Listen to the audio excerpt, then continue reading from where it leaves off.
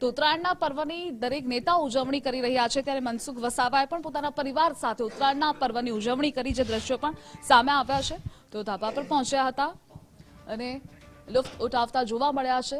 જોકે પતંગ પર હાથ અજમાવતા પણ મનસુખ વસાવા જોવા મળ્યા છે। ભગવાન શ્રી રામજીના આશીર્વાદ થકી દેશમાં ભારતીય જનતા પાર્ટી સત્તામાં આવે એના માટે પૂરી રીતના અમે તાકાત લગાડી રહ્યા છે, સંગઠનથી માંડીને બધી જ રીતના।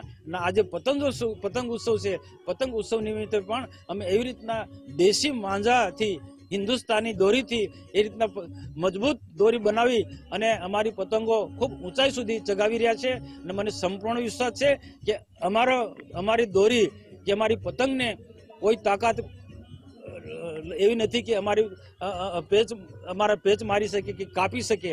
અમારી પતંગો ખૂબ આસમાન સુધી ઊંચે સુધી ઉડવાની છે અને ભારત માતા પરમ વૈભવના શિખરે પહોંચવાનું છે। એ સપનું બહુ ઓછા સમયમાં સિદ્ધ થશે।